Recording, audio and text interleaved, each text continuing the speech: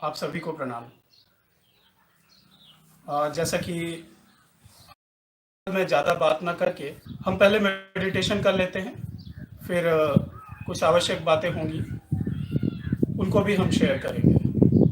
तो जैसा कि पिछले सेशंस में मैंने कहा, आप शुरुआत कर सकते हैं सबसे पहले ओंकार का जाप करके, या फिर 2 से 5 मिनट के लिए प्राणायाम करके, और उसके बाद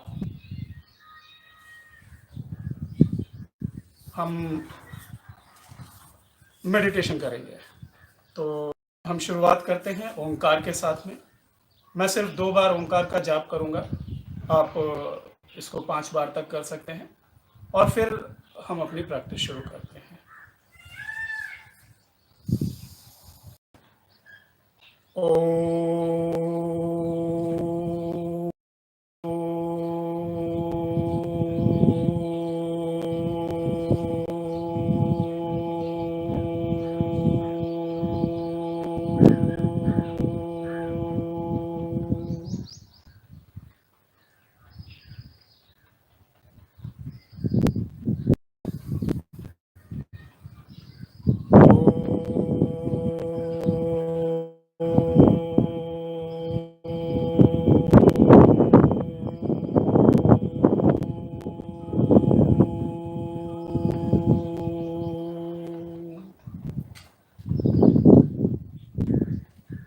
गुरु का ध्यान करिए,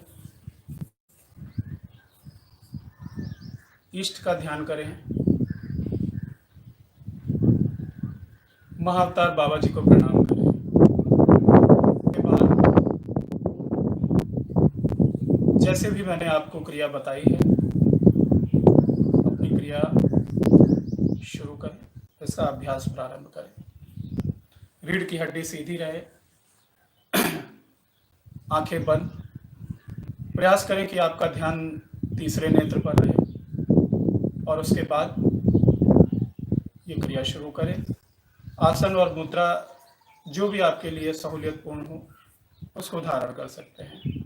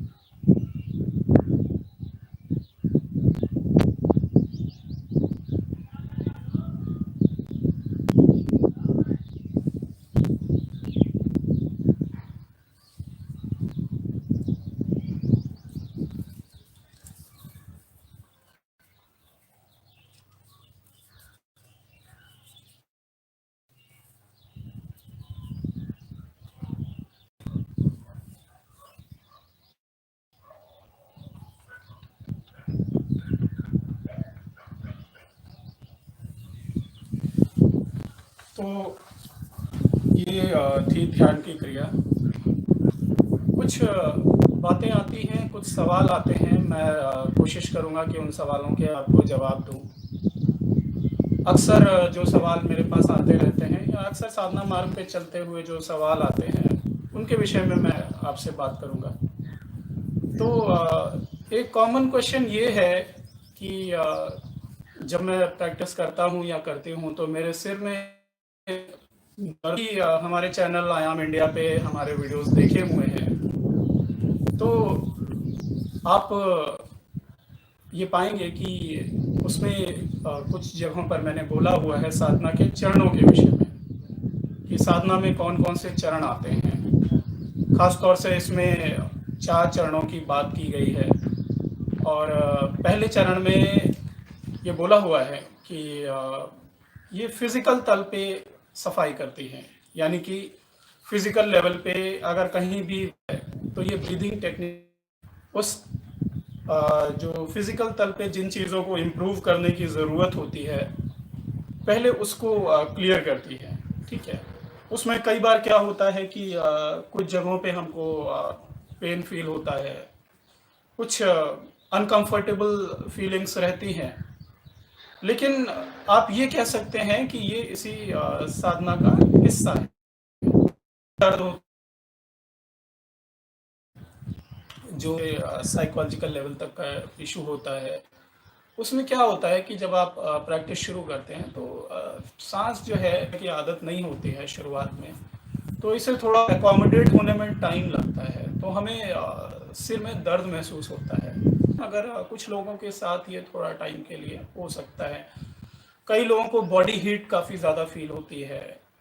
बहुत रेयर केसेस में पल्स बढ़ता है जो कि समय के साथ नॉर्मल हो जाती है। तो ये कोई दिक्कत वाली बात नहीं है। हो गई ब्रह्मारंध्र पर, यानी कि सिर के टॉप पर, और तीसरे नेत्र पे यहाँ पर खिंचाव ब्रीथ नहीं है, तो पता चलेगा कि क्या है कि इस ब्रीथ को रोके रहने की क्षमता बढ़ने लगती है, साथ में है और इनकी हैपनिंग होने लग जाती है ऑटोमेटिकली। तो उसकी वजह से कई बार आपको ब्रीथ बिल्कुल लेने की आवश्यकता ही नहीं महसूस होगी। ऐसी स्थिति में बिल्कुल भी परेशान होने वाली बात नहीं है, कुछ नहीं होने वाला है। आपको नॉर्मली अपनी क्रिया करते रहनी है। समय पे जैसे जैसे धीरे धीरे बॉडी के कस्टम्ड हो जाएगी उस चीज़ की, तो ऑटोमेटिकली आपको समझ में आ जाएगा कि इससे कोई समस्या नहीं है। कई बार 3 से 5 मिनट तक ये स्थिति हो सकती है कि आपको सांस लेने की ज़रूरत ही ना महसूस हो,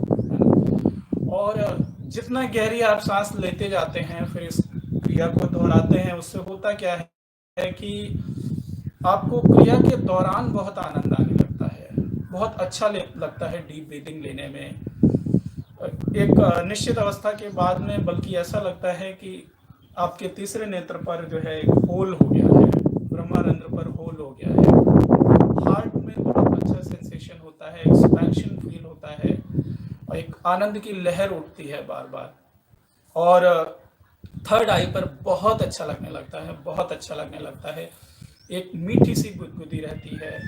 ये जो टिप टिप की फीलिंग है, ये आपका ब्रह्मारंध्र तक जाती है। आपको लिटरली फील होगा कि ब्रह्मारंध्र पे भी होल हो गया है और आपका थर्ड आई यानी कि तीसरा नेत्र और ब्रह्मारंध्र चक्र आपस में कनेक्टेड हो गए हैं। लिटरली कई बार ऐसा लगता है कि आप तीसरे नेत्र से श्वास ले रहे हैं और वो श्वास ब्रह्मारंध्र चक्र से माध्यम से बाहर निकल रही है। उसके अलावा कई लोगों का एक एक्सपीरियंस ये भी रहता है कि मुंह में एक हल्का सा टेस्ट आने लगता है। मैंने जैसे कहा कि काफ़ी लोगों को ऐसा भी महसूस होता है, हालांकि ये काफ़ी लोगों को नहीं, क्योंकि ये एडवांस स्थिति में जाके ऐसा होता है कि जो ब्रह्मारंध्र चक्र से एक लिक्विड जो नीचे गिरता रहता है वो ड्रॉप बाय ड्रॉप आता है। जब आप ध्यान की अच्छी स्थिति में पहुंच जाते हैं, उसे समाधि कह लीजिए, लेकिन ध्यान की उच्च अवस्था में ऐसा होता है कि एक फ्लूइड का टेस्ट आता है। कई बार थोड़ा सा मेटालिक टेस्ट होता है, कई बार मीठापन होता है। मुझे जो आता था वो मीठा टेस्ट आता था। और आप ये गौर, अगर आप उस वक्त आंखें बंद करके बैठ जाते हैं, ध्यान पे बैठते हैं, इतना ही बयान किया जाता आता रहता है। तो आपको सीक द एक्सप्लेनेशन कि एक्चुअली ये जो हो रहा है इससे क्या होता है, ये क्यों हो रहा है, ठीक है। तो क्यों इसीलिए हो रहा है क्योंकि आपकी ध्यान में प्रगति हो रही है, जो चीज़ें होती हैं उसकी वजह से ये बाय प्रोडक्ट्स होते हैं, ये होना शुरू हो जाते हैं। एक क्वेश्चन ये भी है, बहुत इंपॉर्टेंट क्वेश्चन ये है कि क्या मुझे मंत्र अलग करना है और ध्यान अलग करना है? देखिए, इसका बहुत क्लियर रिप्लाई देना थोड़ा सा मुश्किल है। मैं आपको अपनी स्थिति बता देता हूं तो शायद थोड़ा सा आपको अंदाजा लग जाए इस चीज से। मैंने जब प्रैक्टिस शुरू की थी तो मैं सिर्फ और सिर्फ अपना मंत्र करता था, मैं अलग से बैठता नहीं था। मैं मंत्र करता गया, मंत्र करते करते मुझे इतना आनंद आने लगा कि तीसरे नेत्र पे खास तौर से ये जितना एरिया होता है, एक भीनी भीनी सी गुदगुदी होने लगती है इस सब में। और वो गुदगुदी बहुत ज़्यादा होने लगती है एक समय के बाद में, बहुत अच्छा लगता है आपको। आपको जाप करने में बहुत आनंद आने लगेगा, बहुत ही आनंद आएगा। तो ये जब बढ़ने लग गया तो होता क्या था कि मान लीजिए मैंने आधे घंटे 1 घंटे प्रैक्टिस की और उसके बाद ये आनंद बढ़ने लग गया। उस वक्त आप सिर्फ आंखें बंद करके बैठ जाइए, आप शांत होके, आपको ऐसा नहीं कि शांत होके बैठना पड़ेगा, आप खुद ही शांति में प्रवेश कर जाएंगे। ऐसा नहीं है कि विचारों को रोकना पड़ेगा, वो बिल्कुल गौड़ हो जाएंगे, न्यून हो जाएंगे, आपका ध्यान ही नहीं जाएगा उस तरफ, ठीक है। तो विचारों के पीछे भागना नहीं पड़ेगा आपको, वहां पे आप ध्यान में स्वतः ही प्रवेश कर जाएंगे। इसीलिए मैं कहता हूं कि अधिक से अधिक करें, वो ध्यान में स्वतः ले जाएगी, आपको ध्यान के लिए परेशान होने की आवश्यकता नहीं है। हाँ, फिर भी अगर आपको अच्छा लगता है, आपका दिल करता है कि मैंने थोड़ी देर, मान लीजिए 20 मिनट आधे घंटे जाप किया, बैठना चाहता हूँ, कोई दिक्कत नहीं है। ध्यान पे आप कभी भी किसी भी स्थिति में बैठे, कोई समस्या नहीं होने वाली। आप आंखें बंद करके बैठ जाएं, कोई जाप करें ना करें, कुछ करें। ध्यान की अवस्था इस प्रकार से है कि हाँ, उस वक्त अगर आप शांति महसूस कर रहे हैं, आपको अच्छा लग रहा है, आप अपने प्रति कंफर्टेबल हो रहे हैं। सबसे बड़ी बात यह है कि आपको अपने प्रति कंफर्टेबल होना है। आप अगर अपने प्रति कंफर्टेबल हो रहे हैं धीरे धीरे, तो आप ध्यान में सही बैठिए। वो एक निश्चित, आपका जजमेंट वाला जो हिस्सा है वो खत्म हो जाता है। आप जज करना बंद कर देते हैं, कौन अमीर है, कौन गरीब है, कौन अच्छा है, कौन बुरा है, इसकी सोच ऐसी है, ये इंटेलिजेंट नहीं है, ये बुद्धू है। जो भी सारी चीजें हैं, वो जजमेंट मोड से आप बाहर आने लगते हैं। आपको साइलेंस अच्छा लगने लगता है, अकेलापन अच्छे लगने लगता है, भीड़ भाड़ आपको पसंद नहीं आती, ठीक है, या कम पसंद आना शुरू हो जाती है।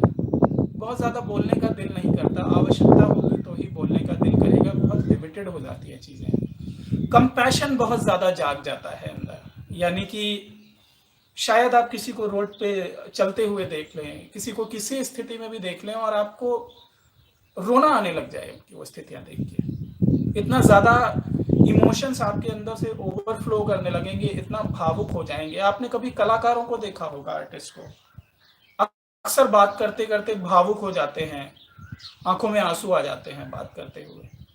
यही स्थिति कहीं ना कहीं एक साधक की भी हो जाती है जब कंपैशन वाला हिस्सा जागता है। और ये कंपैशन ही हमें आगे बाध्य करता है लोगों के साथ खड़े होने के लिए, लोगों की सहायता करने के लिए। तो ये एक अलग हिस्सा हो गया। जैसे कि मैंने कहा कि एक ये भी सवाल आता है कि ध्यान अलग करें, जाप अलग करें, जैसे भी सुविधाजनक लगता है वैसे करिए, लेकिन सुविधा का मतलब ये नहीं है कि क्रिया छोड़ दीजिए। क्रिया ही आपके पास में की है, में ले जा सकती है जहां पे आप जाना चाहते हैं, ठीक है। अच्छा, एक चीज और भी है। अब देखिए, मैं महातंत्र योग की, कई लोग मुझसे आके पूछने लगते हैं, आप मुझे प्रैक्टिस मिशन ले लेंगे, कुछ दिन थोड़ा बहुत खेल कूद करेंगे, उसके बाद आके मुझसे बोलेंगे कि आप मुझे क्रिया योग सिखा दीजिए। अब ये हर किसी फील्ड में हूं, मैं आपको वो सिखाऊंगा। आप मुझसे उम्मीद करें कि मैं और क्रियाएं सिखाऊंगा, तो ऐसा नहीं होगा। एटलीस्ट मेरे मामले में तो नहीं होगा। हो सकता है बाकी लोग सिखाते हैं और उससे मुझे कोई शिकायत नहीं है। वो जिसने जो भी किया हुआ है वो सिखा सकता है, उसको अधिकार है। मेरा मानना ये है कि जिस चीज में मैं दक्ष हूं, मैं मास्टर हूं, मैं वो चीज आपके साथ शेयर करूंगा तो ज्यादा बेहतर होगा। मुझे याद उनके विषय में जाना था, तब तक तो मैंने आपके बारे में थोड़ा सा जानकारी है। पूछा उनसे कि आप और भी कोई विधि सिखाते हैं? कहते हैं नहीं, जो चीज़ में मैं मास्टर हूँ वही चीज़ सिखाऊंगा ना। हाँ, वो बात अलग है कि वो और गुरुओं के साथ रहे, पंडित गोपीनाथ कविराज जी के साथ भी रहे वो, और भी गुरुओं के साथ में रहे, तो उनका अलग फील्ड्स में भी दक्ष होना लाजमी था। और वो चीज़ें करते थे, एस्ट्रोलॉजी सिखाते थे, पामिस्ट्री सिखाते थे, करते भी थे, और भी चीज़ें करते थे, हवन वगैरह भी करते थे, ठीक है। लेकिन जहाँ तक मेरी बात है, मेरा मानना ये है कि जिस चीज़ में मैं दक्ष हूँ वो चीज़ मैं आपके साथ शेयर करूँ तो वो ऑनेस्टी होगी। अगर मैं करने को कुछ भी, देखिए ऐसा नहीं है कि जानकारी नहीं है मुझे, लेकिन जानकारी का मतलब ये नहीं होता कि सिर्फ जानकारी है और मैंने आपके साथ पूरी जानकारी है वही मैं आप लीजिए कि ठीक है। तो एक पास प्रश्न आता, फुल स्वप्न आते हैं, जैसे कि जा रही है या जो काम मैं कर रहा हूँ, एक सामाजिक डर होता है हमारे भीतर, ये उसी का रिफ्लेक्शन होता है हमारे ड्रीम्स में। नाकामयाबी का डर, सफल ना हो पाने का डर, कहीं ना कहीं दिमाग में ये चीज होना कि पता नहीं मैं कामयाब होऊंगा कि नहीं होऊंगा। वो चीजें जब लगातार हम चिंतन करते रहते हैं, उन अवस्थाओं के बारे में सोचते रहते हैं जो कि नाकामयाबी से जुड़ी होती हैं, तो उस स्थिति में इस तरह के स्वप्न हमें आते हैं, ठीक है। और वो बहुत ही पावरफुल तरीके से आते हैं, कोई दिक्कत नहीं है उसमें, क्योंकि आपकी जो ऊर्जा है जो उसके माध्यम से, इन विचारों के माध्यम से नाकामयाबी के बारे में सोच के जो दबी हुई है, वो सप्रेशन जो है वो निकलकर बाहर आता है। वो सप्रेशन भी हो सकता है, थॉट प्रोसेस भी हो सकता है, और ये सिर्फ इसी जन्म का नहीं आता, ये पूर्व के कई जन्मों का सप्रेशन जो हमारे सूक्ष्म में भरा हुआ है वो मंत्र के माध्यम से निकलकर बाहर आने लगता है। आप धीरे धीरे इससे, और जब आपने उस चीज को रिलीव कर लिया या वो एक्सप्रेशन जो आप बार बार मन में सोच रहे हैं उसको आपने जी लिया, आप उस इमोशन से धीरे धीरे फ्री हो जाएंगे। लट्ठे जैसे मोटे सांप, छोटे छोटे सांप, कई बार ये भी देखते हैं कि सांपों के ऊपर चल रहे हैं, गंदगी नजर आती है बहुत ज्यादा, टॉयलेट वगैरह पॉटी आपको दिखेगी, शमशान में घूम रहे हैं, इस तरह की चीजें कई बार दिखती हैं। ये वो सारी चीजें हैं जो हमारे पुराने दोष हैं, पूर्व जन्मों के दोष हैं, जो हमारे अंदर, जैसा कि मैंने कहा, सप्रेशन है, जो भी चीजें हैं वो सारी स्वप्नों के माध्यम से निकल के बाहर आती हैं। और यही वो दूसरी अवस्था होती है, साइकोलॉजिकल स्टेट होती है, जहां पर गहरे तल पर काम चल रहा होता है ताकि आपकी पूरी क्लेंजिंग चल सके। जैसा कि मैंने कहा कि पहली स्टेट में फिजिकल क्लेंजिंग होती है, वायु की क्लेंजिंग होती है बॉडी में, लेकिन दूसरे स्टेज काफी लंबी जाती है। कई लोगों के लिए ये बहुत बहुत लंबी हो सकती है, क्योंकि कई जन्मों का कचरा भरा हुआ है हमारे अंदर, और वो काफी लंबा चल सकता है। लेकिन इसका रिलीज होना बहुत जरूरी है। जब आप उसको जी लेते हैं तो वो आपसे रिलीज हो जाता है। आप लोगों ने देखा होगा, पहले पिक्चरों में दिखाते थे किसी की याददाश्त चली गई तो उसमें दिखाते थे कि डॉक्टर सजेस्ट करता है कि वही, ताकि हो सकता है उसमें एक्सपोजर के बाद में इंसान की वो जो मनोदशा थी वो फिर से जागृत हो जाए और उसकी याददाश्त वापस हो जाए। हम कर क्या रहे हैं एक्चुअली, हम अनफोल्ड कर रहे हैं, तरफ नहीं जा रहे हैं साधना के माध्यम से, हम पीछे की तरफ जा रहे हैं। पीछे की जितनी कंडीशन अनफोल्ड कर रहे हैं, और उसको अनफोल्ड करने के लिए चरखी का खुलते रहना जरूरी है। ये थ्रेड जब तक पूरा नहीं निकल जाएगा, जब तक चरखी लास्ट तक नहीं खुल जाएगी, तब तक ये चरखी घूमती रहेगी, ये धागा निकलता रहेगा, ये एक्सपीरियंसेस निकलते रहेंगे, ये एडवेंचर चलता रहेगा। तो इससे परेशान होने की जरूरत नहीं है। हाँ, कई बार ये चीजें नाइटमेरिश हो रख सकती हैं, आउट ऑफ ब्लू हो सकती हैं, बिल्कुल कि आपने सपने में भी ऐसा ना सोचा हो और वो चीजें घटित हो रही हैं सपने में, ठीक है। लेकिन कोई परेशानी वाली बात नहीं है। काफी लोगों को अगर आप देखेंगे, शेर दिखाई पड़ेंगे, चीते दिखाई पड़ते हैं, मगरमच्छ दिखाई पड़ते हैं, यानी कि वो सारी वर्बल स्थितियां उसको रिजेंबल करेगा, उसको मिरर करेगा। आप जो चीजें सोचते हैं दिमाग में, जो चीजें दबा रखी हैं, जिन चीजों से दिखाई देंगी, जो आपके फियर्स हैं, जो आपके डर हैं, वो आपके साथ। अच्छा, जैसे सांप की बात मैंने कही, तो इसमें दो वर्जन्स हैं एक्चुअली, दो चीजें हैं जो मुझे जिनका आभास हुआ। पहला ये कि ये आपकी है, तो वो पूर्व जन्मों के जो ब्लॉकेजेस हैं उनको निकाल के ये बाहर करता है। तो ये चीजें जब तक दिखती रहेंगी तब तक यानी कि ब्लॉकेज पूरी तरह से हटा नहीं है। ये सिस्टम जो है महातंत्र योग का, ये पूरा डिफरेंटली काम करता है। हालांकि ये वही करता है, कुंडलिनी जागरण और ये सारी चीजें, लेकिन मैं कहता हूं कि आप एक एक चीज ना पकड़ें। ये प्रश्न कई बार आता है कि जागरण होती है, सब कुछ होता है, मैं आपको विश्वास दिलाता हूँ सब कुछ होता है, लेकिन मैं कहूँ आप क्रिया इंडिविजुअली काम करने की जरूरत नहीं है। आपको एक चक्र मूलाधार पे बैठे हुए हैं, स्वाधिष्ठान पे बैठे हुए हैं, अनाहत पे बैठे हुए हैं, मणिपुर पे बैठे हुए हैं, विशुद्ध पे बैठे हुए हैं, आज्ञा पे बैठे हैं, ब्रह्मानंद पे बैठे हैं, सब बात करने की जरूरत नहीं। जो एनर्जी अब एक एनर्जी सेंटर्स हैं, उनसे अलग अलग कलर्स का जुड़ाव है, अलग अलग कलर से उनको रिजेंबल किया जाता है। तो वो जो भी कलर्स आपको दिख रहे हैं, आप समझ सकते हैं कि एनर्जी वहां है, इसलिए उस तरह के कलर्स आपको ध्यान पे दिख रहे हैं, कोई दिक्कत नहीं है। जो तीसरी स्थिति है, इसमें पैरानॉर्मल जो ड्रीम्स हैं, आपको ड्रीम्स के माध्यम से आपको भविष्य की घटनाएं दिखने लगती हैं।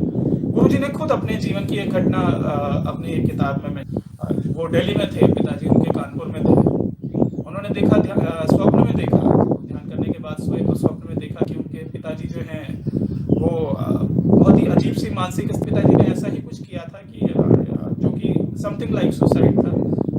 वैसे ही उन्होंने लिखा है कि उनकी उसको भीगा हुआ है, तो उसको वो एक्सप्लेन स्थिति चल रही, भीगा हुआ रखा है, इससे पे लेटा हुआ शुरू होंगी, कई बार मैसेजेस सुनाई देंगे, अलग अलग वाद्य यंत्रों की आवाज सुनाई देने लगती है, जिनको नाद वगैरह कहते हैं। आप बांसुरी की आवाज सुनाई पड़ सकती है, मृदंग की आवाज सुनाई पड़ती है। मुझे बांसुरी की आवाज बहुत ज्यादा, मृदंग और बांसुरी की आवाज बहुत ज्यादा सुनाई दी, डमरू की आवाज बहुत ज्यादा सुनाई दी।